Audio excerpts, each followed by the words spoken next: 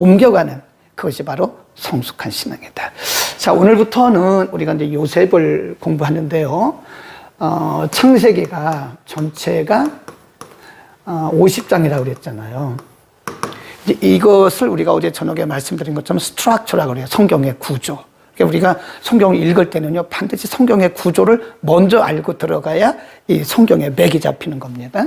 그래서 이런 것들을 우리가 이제 요약 또는 스트럭처라고 그래요.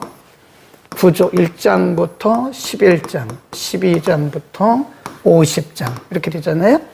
근데 여기는 이제 사건 중심이죠. 사건 중심으로 이 성경이 쫙 전개가 돼요.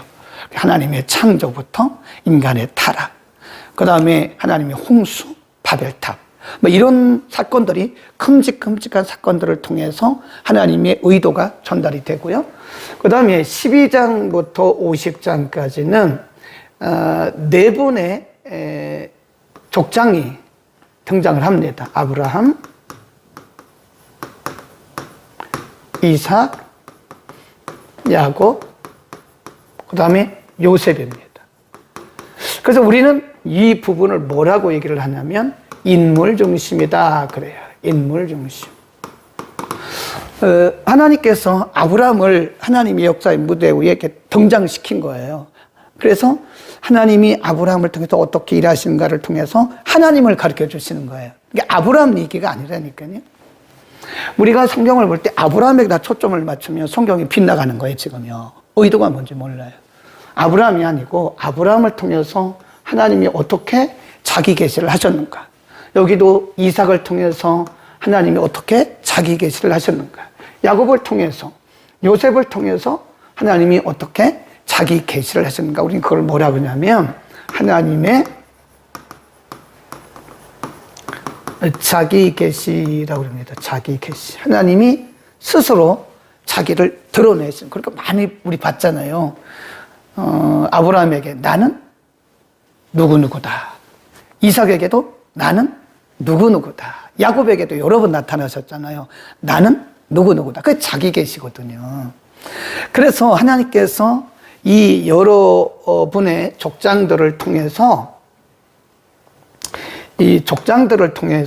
하나님께서 자기를 계시하는 거예요. 그래서 이제 우리가 성경을 볼 때는요, 하나님 관점으로 봐야 돼요. 안경을 이렇게 낄 때 내 안경을 끼면 성경이 다 나 중심이기 때문에 매우 협소해요. 그래서 성경의 의도를 몰라요.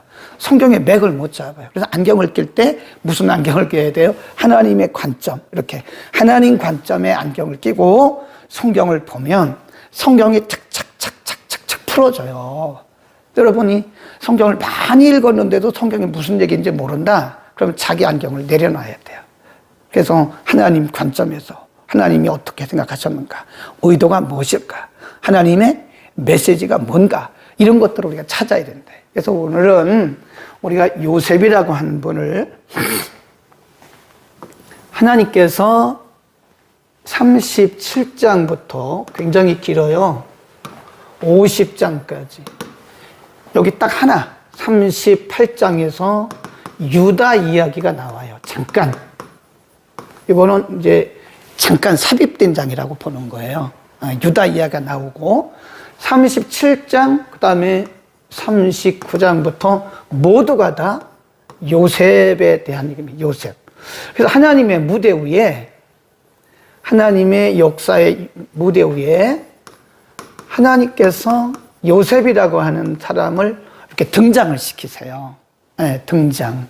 감독이죠. 하나님이 감독이고, 지금 요셉이라고 하는 사람은 거기에 그냥 드러난 하나의 드라마의 배우다. 그래요. 그래서 성경은 드라마예요. 성경은 드라마다. 그걸 써놓으세요. 우리가 성경을 볼 때는 이게 다 맥이 흘러가면서 이야기식으로 되어 있습니다. 그래서 우리가 설교를 할 때도 이야기식으로 해야 청중들이 잘 알아. 재밌게 들어요. 이야기가 이야기식으로. 하나님의 관점에서 이야기식으로 쭉 설교를 풀어나가면요, 말씀들이 쏙쏙 들어오는 거예요. 근데 이거를 너무 어렵게 막 학문적으로, 신학적으로, 철학적으로 이러면 안 듣죠. 그래서 우리가 그걸 뭐냐면 스토리텔링. 오늘 여기 사역자들도 좀 들어오신 것 같아서 조금 제가 말씀을 드려요. 스토리텔링 프리칭이라고 그래요. 스토리텔링 프리칭. 이야기하듯이. 요셉, 아브라함, 뭐 요셉에 대해 이렇게. 그러니까 성경은 드라마다. 한 편의 드라마다. 그렇게 보시면 됩니다. 자, 이 드라마가 요셉이라고 하는 사람을, 하나님의 드라마가 요셉이라고 하는 사람을 이제 배우로 등장을 시켜놓고, 주연 배우로 등장을 시켜놓고, 그 이면에 하나님이 감독이세요. 뒤에서 하나님께서 다 이렇게 조종하고 계시는 감독이시니까 하나님의 대본을 가지고 지금 요셉을 다 뒤에서 이렇게 조종해 가시면서 하나님의 계시를 쭉 해나가는. 아멘. 자, 37장으로 갑니다. 37장에 보면 이제 요셉이 어느 날 갑자기 나타나가지고 요셉이 어느 날 갑자기 애굽의 총리가 된 거 아니에요.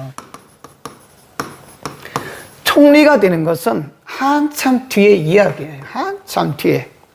약 13년 동안에 일어나는 이야기들을 13년간에 일어나고 있는 이야기들을 총리가 되어지고, 그 다음에 이제 그 자기 가족들이 다 애굽으로 오잖아요. 네, 여기가 이제 사실은 하나님의 클라이막스예요. 클라이막스. 하나님의 대본의 클라이막스가 여기입니다. 이 가족들이 다 애굽으로 와서 애굽에서 살고, 여기서 또 하나의 민족이 형성이 되는 거죠. 민족. 그전까지는 부족 중심, 시족 중심이었다면, 이제는 민족이, 하나의 민족이, 이스라엘이라고 하는 하나의 민족이 여기에 이제 탄생이 되는 거죠. 이스라엘이라고 하는 하나의 민족이 탄생되기 위해서, 이게 하나님의 계획인데, 근데 하나님이 처음부터 그렇게 하시지 않는다는 거예요. 그래서 13년간의 긴 이 드라마가 이렇게 쫙 진행이 되는 거예요. 뒤에서 하나님이 감독이시고, 지금 요셉을 주연 배우로 세워놓으시고, 대본을 쓰신 하나님께서 뒤에서 다 이렇게 지금 조정해 가면서 일하시는데, 37장에 뭐가 나오냐면, 요셉의 가정의 배경이 나와요. 가정 배경. 보세요. 가정 배경. 37장 1절로 갑니다. 1절. 야곱이 가나안 땅 곧 그 아비의 우고하던 땅에 거하였으니, 야곱의 약전이란 말은 그 약사란 뜻이에요. 이야기를 이렇게 요약을 했다. 요약한 이야기, 그런 뜻입니다. 야곱의 약전이 이러하니라. 요셉이 17세, 곧 적어놓으세요. 17세의 소년으로서. 그러니까 그 이전에 0세부터 17세까지 이야기는 필요가 없는 거예요. 그렇죠? 필요가 없으니까 성경이 그거를 언급하지 않는 거죠. 꼭 필요한 것은 17세부터다. 이때부터 하나님의, 물론 그전에도 시작이 됐지만 하나님의 스토리는 이때부터 이제 실질적으로 가시화된 것이다. 그렇게 보시면 되는 거예요. 17세의 소년으로서 그 형제와 함께 양식을 칠 때에 그 아비의 저피라와 실바의 아들들로 더불어 함께 하였더니 그가 그들의 과실을 아비에게 고하였더라. 요셉은 노년에 얻은 아들이므로 이스라엘이 여러 아들보다 그를 깊이 사랑하여 위하여 채색옷을 지었더니, 어떻게 보면 조금 편애한 것 같죠. 예. 그 형들이 아비가 형제들보다 그를 사랑함을 보고 그를 미워하여 그에게 언사가 불평하였더라. 5절 그대로 읽읍시다. 요셉이 꿈을 꾸고, 이게 요셉의 꿈 그럽니다. 요셉이 여러 꿈을 꿔요. 어떤 꿈을 꾸냐? 첫 번째 꿈이 그들에게 이르되 청컨대 나의 꿈을 들으십시오. 얘기 안 했어야 되는데 얘기를 한 거예요. 들으십시오. 우리가 여럿이 형제들과 함께 밭에서 곡식을 묵더니 내 단은 일어서고 당신들의 단은 내 단을 둘러서서 절하더이다. 그 형들이 그에게 이르되 내가 참으로 우리의 왕이 되겠느냐? 참으로 우리를 다스리게 되겠느냐? 하고 그 꿈과 그 말을 인하여 그를 미워하였더라. 꿈. 첫 번째 꿈이 뭐죠? 이렇게 곡식단이 있고, 쭉 곡식단이 있고, 요셉의 단이 여기 있는데 여기서 이렇게 절하더라. 이게 맞죠? 미래를 미리 보여주신 거예요. 13년보다 훨씬 뒤에 일어날 일들을 대충 따져보면 약 20년 이후에 일어날 일을 뭘 통해서 보여주신 거예요? 꿈을 통해서 보여주신 거예요. 꿈을 통해서. 요셉은 알았을까요? 몰랐을까요? 몰랐죠. 요셉의 형들은 알았을까요? 몰랐을까요? 몰랐죠. 모릅니다. 근데 그 꿈이 그때는 몰랐지만 시간이 흘러가면서 점점 이렇게 가시화되는 거예요. 가시화되고 분명해지는 거죠. 네? 그 다음에 또 꿈을 꿔요. 요셉이 다시 꿈을 꾸고 줄봅시다. 다시 꿈을 꾸고 그 형들에게 구하여 가로되 내가 또 꿈을 꾼 중 해와 달과 11별이 내게 절하다이다. 그가 꿈으로 부형에게 구하매 아비가 그를 꾸짖고 그에게 이르되 너의 꾼 꿈이 무엇이냐? 나와 내 모와 내 형제들이 참으로 가서 땅에 엎드려 내게 절하겠느냐? 지금 야곱도 자기 예언을 한 거예요. 그 다음에 요셉의 형들도 그러니까 그걸 뭐라 그러냐면 자기 예언이라고 해요. 자기 예언. 그거 희한합니다. 우리는 영적인 존재이기 때문에 좀 희한합니다. 근데 그걸 나중에 사람들이 뭐라고 얘기했냐면 자기 긍정의 신앙이라고 그래요. 왜 선포. 내가 선포한 대로 된다. 근데 그게 가만히 보면요. 내가 선포하는 것이 그대로 이루어지는 것이 곧 자기 예언은 아니지만 어떤 경우에 우리는 스스로 자기를 예언할 때가 있어요. 네. 지금 야곱이 그 무슨 얘기인지 모른다고요. 요셉이 꾼 꿈이 뭔지는 몰라요. 그러니까 그 말하기를 네 형들이나 또 네 어머니나 나에게 그럼 우리가 너한테 전한단 말이야? 맞췄잖아요. 자기도 모르게 한 말인데 자기 예언을 한 거예요. 그런 게 있다니까요. 몰라요.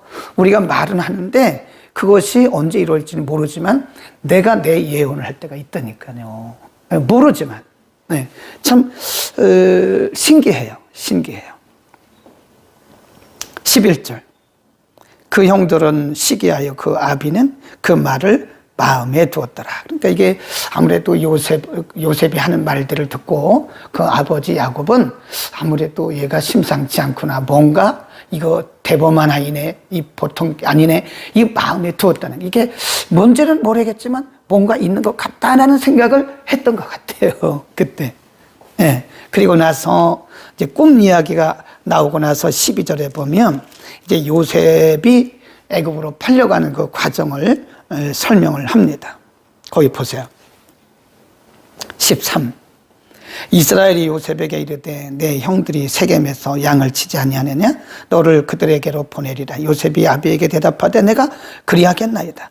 이스라엘이 그에게 이르되 가서 내 형들과 양떼가 자라는 있는 여부를 보고 돌아와 내게 구하라 하고 그를 헤브론 골짜기에 보내매 이에 세겜으로 가니라.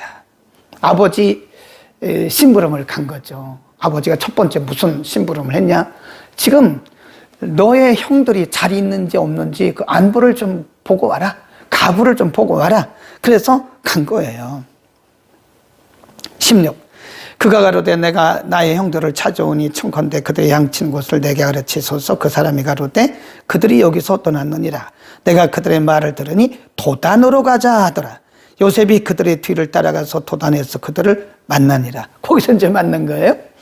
18절 요셉이 그들에게 가까이 오기 전에 그들이 요셉을 멀리서 보고 멀귀하는 거죠. 원래 미워했으니까 아버지가 태어나면서부터 편애를 해서 좋은 옷만 요셉에게 입히고 또 요셉이라고 하는 이 동생이 꿈을 꿔가지고 기분 나쁜 얘기를 했잖아요. 내가 2번 꿈을 꿨는데 당신들이 다 내게 엎드려 절하고 있다. 이 참 기분 나쁜 거죠. 그러니 이 형제들이 요셉을 그냥 두겠습니까?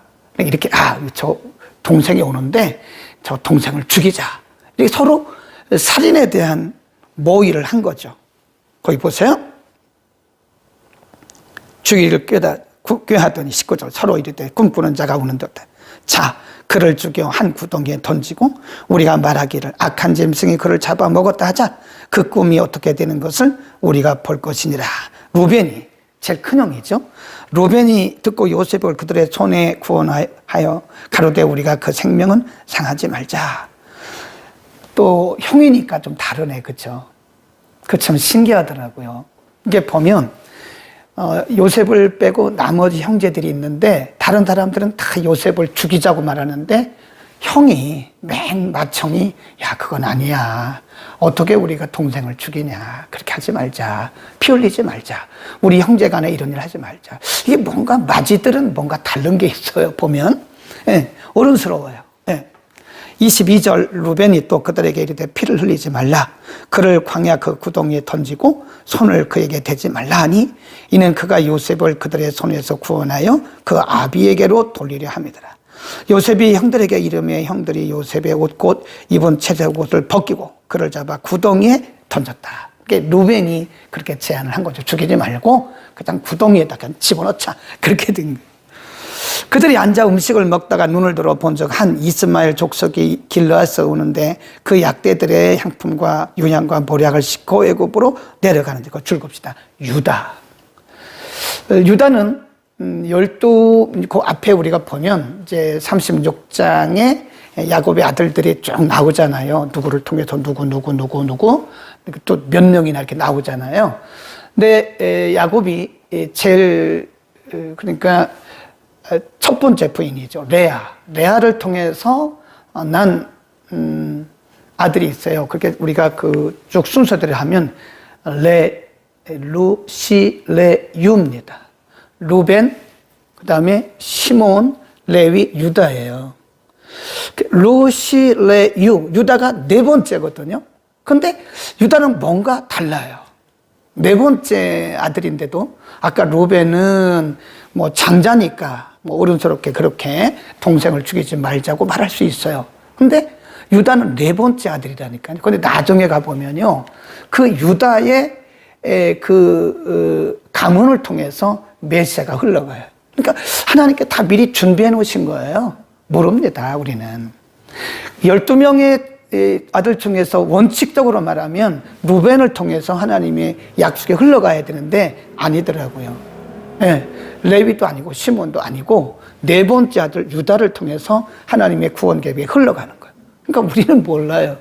하나님의 계획은 인간의 생각과 너무나도 다르기 때문에 우리가 어떤 외모를 보고 이렇다 저렇다 겉으로 나타난 어떤 것들을 보고 우리 이렇다 저렇다 이 사람이다 저 사람이다 우리가 판단하면 안 돼. 절대 안 됩니다.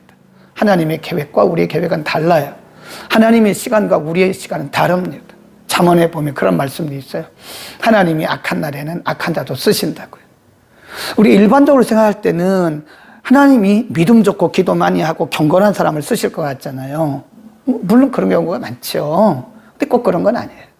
하나님이 때로는 전혀 관계없는 사람, 네, 전혀 사람들이 저 사람은 믿음도 없어, 저 사람은 뭐 기도도 많이 안 해, 저 사람은 인간적인 관점으로 볼 때 기준으로 볼 때 아니거든요.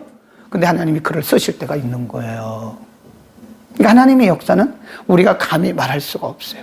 이렇다 저렇다 말할 수가 없습니다. 하나님의 계획과 역사는요 너무 커요. 너무 위대해요.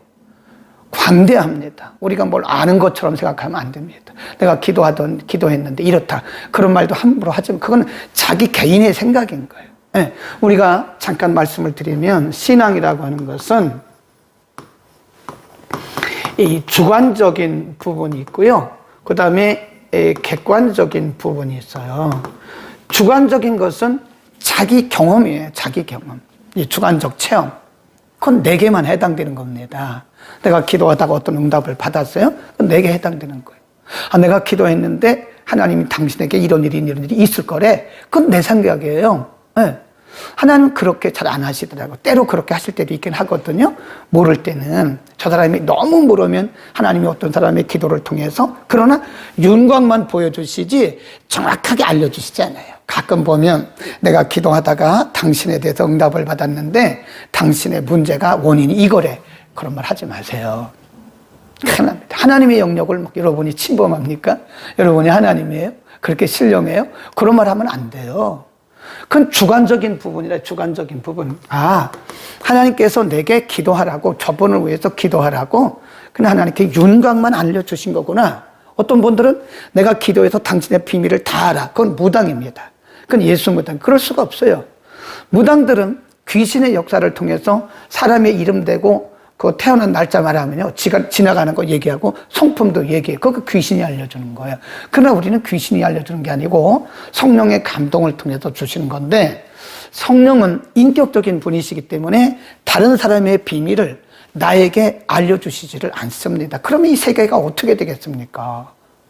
내가 당신의 비밀을 다 알고 있어. 나는 당신의 그 문제가 원인이 뭔지 다 알고 있어. 여러분, 절대 그렇잖아요. 하나님은 인격적이신 분이기 때문에 그것은 주관적인 부분이고, 객관적인 부분이 뭐냐? 이것은 하나님의 말씀이에요, 말씀. 그러니까 우리의 신앙의 결론점은 말씀이에요. 그 객관적이거든요. 말씀은 언제나 객관적인 거예요. 그 대신에 우리가 말씀을 해석할 때도 자기 주관적으로 해석하면 안 돼요. 객관적으로 해결해야 된다. 해석을 해야 된다. 자, 그 유다가 참 신기하다. 그 얘기를 지금 제가 드렸어요. 유다는 네 번째 아들이라니까요. 근데 하나님께서 사람을 순서대로 쓰시지 않았어요. 네. 루벤, 루시, 레, 유 이렇게 쭉 내려가거든요. 네 번째라니까요. 네 번째. 그래서 순서대로 보면 루벤이 그 하나님의 약속을 이어서 거기에서 메시아가 나와야 되잖아요. 거기도 아니었어요. 시몬도 아니었어요. 레위도 아니었어요. 그냥 쓰시기는 쓰셨지만 하나님의 역사는 유다를 통해서 흘러가더라. 그러니까 우리가 함부로 말할 수 없는 것이고 우리가 모른다 이렇게 말하는 게 정확한 겁니다. 아멘. 아멘. 그러니까 우리가 괜히 남 기도했는데 알더라 그런 것은 너무나 미신적이고 샤머니즘적인 거니까요. 그런 것은 그냥 나만 알고 계세요. 그리고 참고만 하세요. 자, 그 다음 유다 매우 중요합니다. 유다가 자기 형제에게 이르되 우리가 우리 동생을 죽이고 그의 피를 은닉한들 무엇이 유익할까? 자, 그를 이스마엘 사람에게 팔고 우리 손을 그에게 대지 말자. 그는 우리의 동생이요 우리의 권력이니라. 그래서 28절에 보면 미디안 사람 그 무역업자들에게 은 20개를 주고 그를 팔았어요. 36. 미디안 사람의 애굽에서 발효의 신하 시위대 보디발에게 요셉을 또 팔았어요. 참 신기하죠. 네. 37장에 요셉이라고 하는 사람이 처음 등장을 하는데 성경은 요셉의 17세부터 언급을 하고 하나님의 이야기가 시작이 되어지고 요셉의 형들에게 미움을 받습니다. 네. 미움을 받고 결국은 죽이자는 그런 의견도 있었지만 그렇게 안 하고 요셉이 팔려요. 어디로 팔려요? 애굽에. 노예로 팔려요. 누구에게? 보디발의 가정. 이 보디발이 누구냐면 애굽 왕의 시위대장이에요. 하나님의 그림이 보이죠. 네. 아니 그냥 요셉이 애굽에 팔리고 그냥 종으로 팔리든지 아니면 평범한 사람들의 집에 종으로 팔릴 거 아니에요? 근데 미디안의 그 무역자들이 무역상들이 그를 애굽 왕의 시위대장, 오늘날로 비서실장인 거예요. 이 비서실장 보디발에게 팔은 거예요. 이게 우연이겠습니까? 절대 우연이 아니죠. 그러니까 하나님의 드라마라고 했잖아요. 성경은 하나님의 드라마예요. 드라마.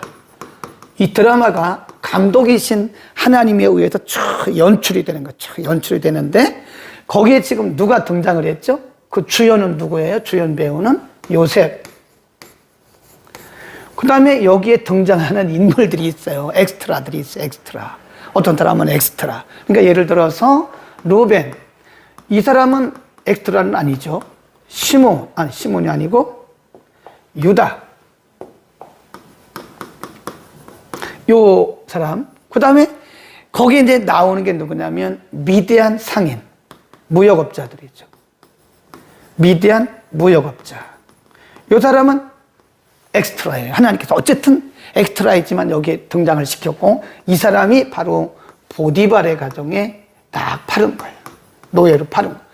아니 애굽에 사람들이 많은데 하필이면 왜 이 미디안 무역상들이 보디발의 가정에 팔았냐고. 그림이 보이잖아요, 이렇게.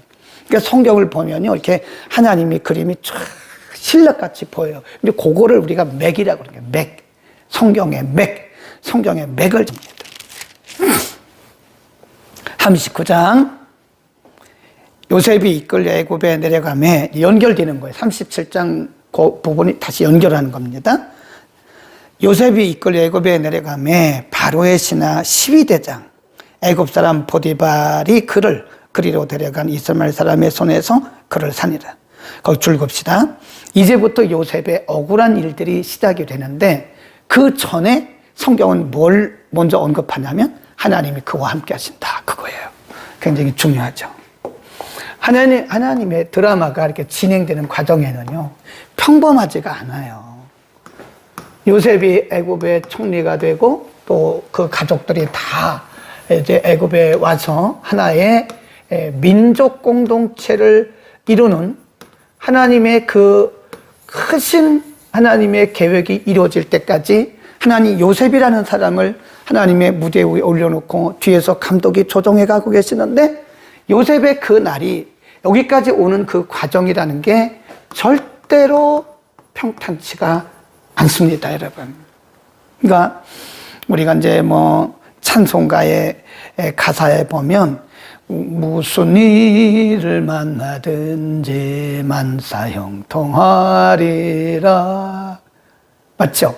우리의 그것은 요구사항이죠. 우리의 꿈이죠. 근데 여기서 말하는 만사형통이라고 하는 말은요, 이해를 잘 하셔야 돼요. 만사형통. 무슨 일을 만나든지 만사형통. 이 만사형통이란 말은 원래 기독교적 용어는 아니에요. 근데 우리가 그 만사형통이라는 용어 외에 더 다른 용어가 없으니까 그 용어를 끌어다가 성경적으로 적용을 하는 거죠. 근데 우리는 이제 동양 문화권에서 만사형통이라고 하는 것은 대부분 이 불교의 영향을 받은 거죠. 유교, 불교, 이 샤머니즘 이런 데 영향을 받은 거거든요. 그래서 우리가 생각할 때 이 만사형통이라고 하는 것이 뭐냐? 어려움도 없고, 그렇죠. 장애물도 없고, 질병도 없고, 실패도 없고, 모든 것이 다 내 생각대로 되는 거예요. 내 마음대로 되는 거예요.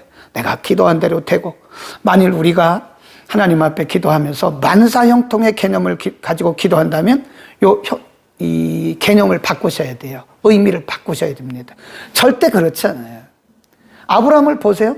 아브라함이 하나님이 그 사역을 감당할 때까지 모든 게 다 아브라함 뜻대로 됐습니까? 아니잖아요. 때로는 억울한 일도 당하고, 아내를 뺏길 뻔하고, 욕도 먹고, 뺏기고, 거짓말도 하고 이러잖아요. 이삭도 마찬가지예요. 뭐 야곱은 더 했죠. 네. 그 과정이 우리가 생각하는 그런 만사형통이 아니라는 거죠. 우리가 생각하는 만사형통은 이 동양권에서 생각하는 불교적, 유교적, 샤머니즘적 만사형통은 내게 질병도 없고, 내게 무슨 사업에 실패도 없고, 모든 거 속썩이는 사람도 없고, 모든 것이 다 착착착착 진행되는 게 그게 만사형통이 아닙니다. 그것은 성경적 만사형통이 아니에요. 우리가 하나님의 뜻을 이루는 과정에서 하나님께서 우리를 통해서 일하시는 과정에는 반드시 울퉁불퉁해요. 이게 울퉁불퉁 막 이럽니다. 이게 어떤 때는 좋은 일도 있다가 어떤 때는 막 밑으로 내려가고 어떤 때는 막 위아래로 추락을 하고 있어요. 근데 걱정할 게 없는 게 그건 뭐예요? 과정이다. 과정. 하나님의 뜻이 하늘에서 이루어진 것처럼 이 땅에서 이루어지는 과정 가운데 나타나는 현상들인 거예요. 아멘. 아멘. 너무 기죽고 낙심하고 너무 절망하고 뭐 불신적인 사상에 빠져 그러지 말라고 그러잖아요. 부안해동하지 말라고 제가 어제 그랬잖아요. 이 사람이 이 말하면 훅 가고 이 사람이 이 말하면 여기 가고. 그거는 지금 하나님을 신뢰하지 않는 사람의 모습이라고요. 왜 그럴까요? 하나님이 우리를 만들어 가시는 과정이 이게 결코 평탄하지 않다는 사실을 우리가 전제를 해야 돼요. 쉽지 않아요. 여러분 믿는 사람이라고 병 안 걸려요? 병 걸려요. 제가 얼마 전에 어떤 크리스찬 의사를 만났는데 이분은 신경외과 전문의입니다. 신경과 전문의인데 자기는 평생 두통을 달고 산다잖아요. 아니 우리가 생각할 때 아니 무슨 일에? 아니 저 사람은 그 두통이 있는 사람 그런 신경증 뭐 통증 있는 사람들 고치는 의사인데 왜 자기는 자기 두통 못 고쳐? 그게 내 마음대로 되는 게 아니라니까요. 의사들 중에 암 환자가 굉장히 많아요. 의사들은 스트레스를 굉장히 받습니다. 우리는 의사들에게 감사해야 돼요. 네, 하나님이 하시지만 하나님이 그분들을 통해서 우리를 고치시는 거예요. 아무리 그분들이 해도 하나님이 은혜 주시지 않으면 절대 못 고칩니다. 제가 말씀드리는 것은 예수를 믿어도 병 걸려요. 네, 질병 걸리는 목사님들 많습니다. 예수를 믿어도 병 걸리고요. 아프고요. 예수를 믿어도 실패합니다. 내가 기도했는데 왜 이런 일이 있을 수 있다니까요. 그걸 우리는 언제나 전제를 해야 돼요. 그건 내 생각이고 내 주관적인 나의 요구사항이고 하나님이 우리를 만들어 가시는 과정에는요. 별 일이 다 있는 거예요. 그러나 우리는 그분의 의도를 믿고 알고 신뢰하기 때문에 흔들리지 않는다는 거죠. 그렇죠? 여기 보세요. 요셉이 형제들에게 미움받고 팔리고 또 팔렸어요. 보세요. 그런데 이런 억울한 일들이 있을 것을 아시고 성경이 뭐라고 먼저 말씀하셨나? 거기 보세요. 2절입니다. 줄거 놓으세요. 하나님은 앞으로 주연 배우 요셉에게 어떤 일들이 일어날 것을 아시고 먼저 성경에 이 부분을 우리에게 언급하고 계시는 거예요. 2절, 3절, 4절, 5절까지입니다. 시작. 여호와께서 요셉과 함께 하심, 거기서 읽읍시다. 요셉과 함께 하심으로 그가 형통한 자가 되어, 여기서 형통이란 말은 만사형통 그런 뜻이 아니에요. 그 뒤에 설명이 나옵니다. 그 주인 애굽 사람의 집에 있으니 그 주인이 여호와께서 그와 함께 하심을 거기서 읽읍시다. 보며, 보디발은 사실은 불신자예요. 오늘날로 말하면 하나님 모르는 사람인데 보디발이 볼 때 이 사람은 하나님의 사람이네. 네, 하나님께서 요셉과 함께 하신다는 것을 불신자인 이방인이 보디발이 봤다는 거예요. 하나님의 은혜는 그렇게 가시적으로 확인시켜주는 경우가 많습니다. 4절, 요셉이 그 주인에게 은혜를 입어 섬김에 그가 요셉으로 가정 총무를 삼고 자기의 소유를 다 그 손에 위임하니 그가 요셉에게 자기 집과 그 모든 소유물을 주관하게 한 때부터, 그 줄겁시다. 하나님이 하신 거, 그거는요. 요셉이 보디발의 가정에서 가정 총무의 일을 맡는 그 순간부터 하나님의 은혜가 보디발의 가정에 막 흘러가는 거예요. 이게 굉장히 중요하다니까요. 여호와의 복이 그의 집과 밭에 있는 모든 소유에 미친지라. 주인이 그 소유를 다 그 요셉의 손에 위임하고 자기 식료 외에는 간섭하지 아니하였더라. 요셉은 용모가 준수하고 아담하였더라. 그 5절 말씀, 주관하게 한 때부터 여호와께서 요셉을 위하여입니다.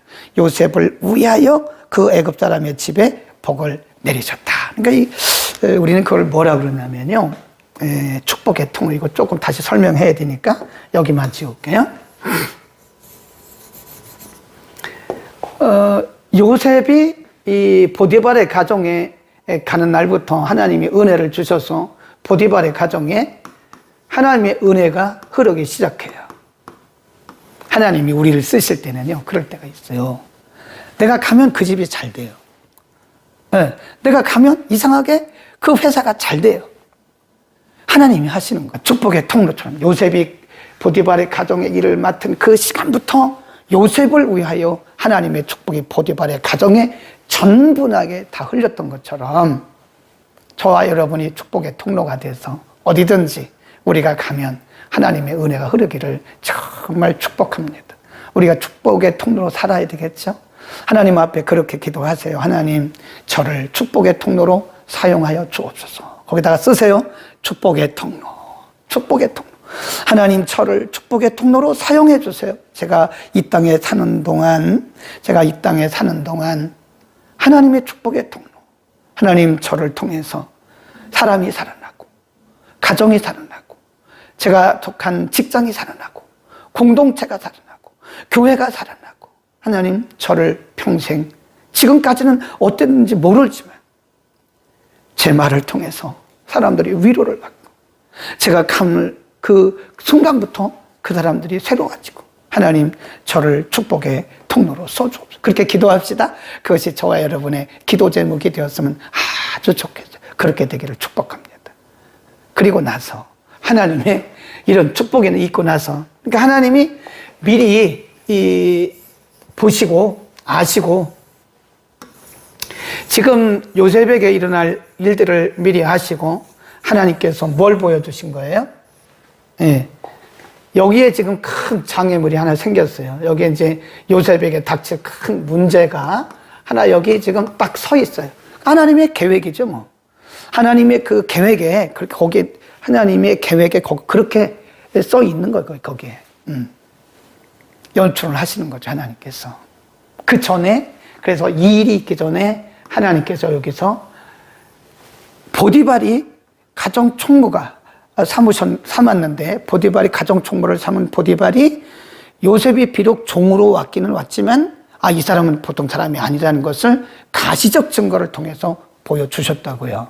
그리고 나서 요셉에게 엉뚱한 일이 일어나요. 보세요. 요셉에게 엉뚱한 일이 일어납니다. 7절. 39장 7절. 그 후에 그 주인의 부인이 요셉에게 눈짓하다가 동침하기를 성적인 요구를 하는 거예요. 사람이 너무 준수하고 그러니까 자기 남편이 있는데도 불구하고 없는 틈을 타서 요셉에게 동침을 요구한 거예요. 여기에 대해서 요셉이 어떻게 반응을 했느냐? 8절. 요셉이 거절하며 자기 주인의 처에게 이르되 나의 주인이 가정 집안에 있는 모든 재반 소유를 간섭지 아니하고 다 내 손에 위임하였으니 이 집에는 나보다 큰 이가 없으며 주인이 아무것도 내게 금하지 아니하였어도 금한 것은 당신뿐이니 당신은 자기 아내임이라. 그런즉 내가 어찌 이 큰 악을 행하여 누구에게? 하나님께. 내가 어찌 이 큰 악을 행하여 하나님께 득죄를 하겠습니까? 하고 거절한 거예요. 그랬더니 날마다 요셉에게 그렇게 성적인 요구를 하다가 그래도 안 되니까 거기 보세요. 11절. 그러할 때 요셉이 심호하러 그 집에 들어갔더니 그 집 사람은 하나도 거기 없었더라.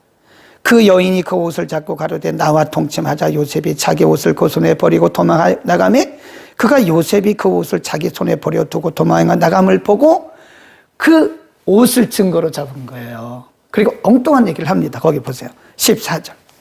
집 사람들을 불러서 그들에게 이르되 보라 주인이 히브리 사람을 우리에게 데려다가 우리를 희롱하게 하였도다.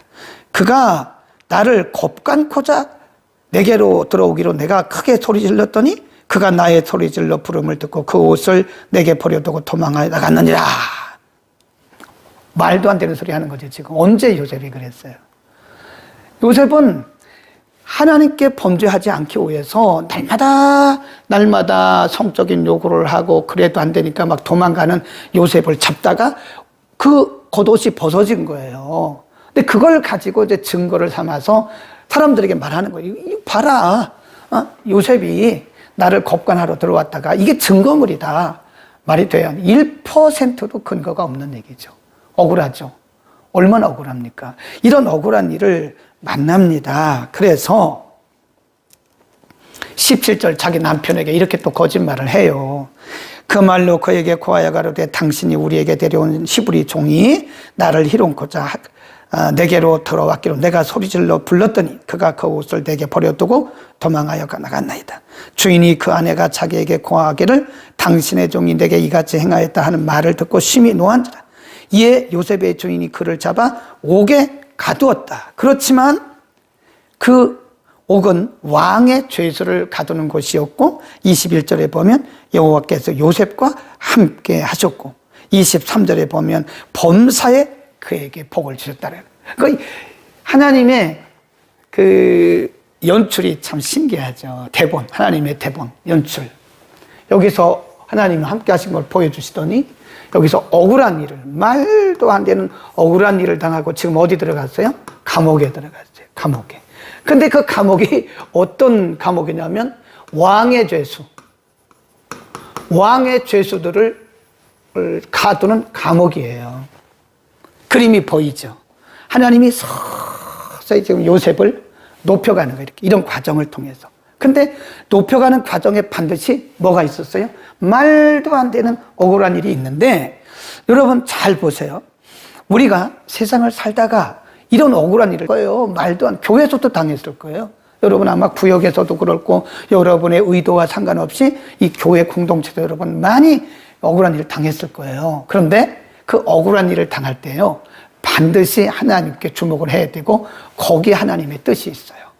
거기에 하나님의 뜻이 있다니까요. 그래서 하나님 그 억울함을 통해서 뭔가 일을 하시는 거예요. 그러니까 우리가 이런 억울한 일을 당할 때, 내가 기도를 안 했더니 이런 일이 왔다, 이 사탄아 물러가라. 물론 다 좋아요. 그런 것도 해도 괜찮습니다. 사탄이 역사일 수 있고, 기도가 안 해서 그럴 수도 있고, 믿음이 부족해서 그럴 수도 있으나, 그러나 하나님의 대본에는 그런 것이 있기 때문에 이러나 저러나 우리가 그것을 겪고 나가야 되는 거예요. 뭐라고 그랬어요? 하나님의 과정이다. 과정입니다. 요셉을 하나님이 애굽의 총리를 세워가는 과정에서 왕의 죄수들이 갇히는 그 감옥에 그를 가둬서 왕의 뭐라 그러죠? 왕 비서실장이라든지 참모들, 왕의 참모들이 있는 그 옥에 갇히게 하심으로써 그들과 가까이 하고 나중에 그를 그냥 애굽의 총리가 되게 하는 그 과정이에요, 과정. 이 과정에 억울한 일을 만나게 하셔서 감옥에 들어간 거예요. 이걸 우리가 뭐라 그러냐면 전화위복 그래요. 전화위복. 성경적인 용어는 아니죠. 네. 성경적인 용어는 아닌데 이게 성경적인 의미가 있어요. 성경적인. 보면 화가 변해서 뭐가 돼요? 복이 되는 거예요. 그러니까 걱정하지 마세요. 막 억울하면 그냥 억울함 당하고, 다윗도 보세요. 다윗의 시편에 보면 다윗이 얼마나 조롱당했습니까? 아들한테도 배신당했는데 그러니까 그런 억울한 일은 우리는 안 당했잖아요. 아들에게도 압살롬 아들에게도 배신당하고 그렇게 그냥 신이 매고 그렇게 사랑해줬던 그 신하가 오늘 갑자기 돌아서 가지고 배신하고 그런다니까요. 근데 그런 억울한 일을 통해서 다윗도요, 왕의 수업을 받은 거예요. 왕의 수업. 그러니까 여러분이 지금 어떤 억울한 일을 만나면 너무 인간적으로 막 분노하고, 그러니까 37편, 시편 37편과 73편에 뭐라고 그랬죠? 분노하지 마라, 분노하지 마라. 분하면 죄만 짓고 나만 힘들어요. 내 영혼만 피폐해지는 거예요. 분노해지면 제일 먼저 피폐해지는 것이 나의 영혼입니다. 내 영혼이 막 피폐해져요. 그러니까 분노하지 마시라니까요. 우리는 뭘 믿죠? 하나님의 신실하심, 하나님의 계획, 화가 변해서 복이 되는 그 과정이라니까, 과정. 그러니까 그 억울함 속에도 하나님의 뜻이 있으니까요. 억울하게 하는 사람들에 대해서 너무 막 비난하고 당신 뭐야 막 그러지 마세요. 그냥 하나님이 쓰시는구나. 하나님이 엑스트라로 쓰시는구나. 그렇게 생각하고 그 속에 담겨진 하나님의 계획, 하나님의 의도를 우리가 바라보고 하나님께 초점을 두시기를 바랍니다. 아멘. 거기까지고요. 이제 40장에 가면 더 드라마틱해요. 하나님의 역사는 드라마라니까요. 성경은 드라마예요. 그래서 반드시 이기는 무슨 드라마냐? 희극. 그래서 결국은 다 궁극적 승리예요. 이 모든 것들은 다 우리들에게 궁극적 승리를 주시기 위한 하나의 과정이고, 그 중간에서 일어나는 크고 작은 일들도 우리가 다 경험해야 하는 일들이에요. 그러니까 어쩌다가 내가 이런 일을 만났냐, 어쩌다가 내가 왜 이런 일을 경험하냐, 내가 어쩌다가 사람들에게 이런 신세가 됐냐, 그런 말 하지 말라고. 할 수도 있는데, 인간이기 때문에 그런 생각이 들 수도 있지만 어느 정도 하다 내려놓으세요. 내려놓고 그냥 하나님께 시선을 두고 갑시다. 아멘. 그러면 하나님의 역사가 서서히 가시적으로 드러나는 거예요. 아멘. 아멘. 우리는 공의로우신 하나님, 신실하신 하나님, 그분의 뜻을 이루신 하나님. 우리 찬송도 있잖아요. 신실하신 하나님, 실수가 없으신 좋으신 나의 주. 자, 우리 다 같이 한번 이 찬송하고 그리고 우리 기도하고 마치겠습니다. 신실하신 하나님, 실수가 없으신 좋으신 나의 주. 신실하신 하나님, 수가 없으신 좋으신 나의 주. 아멘.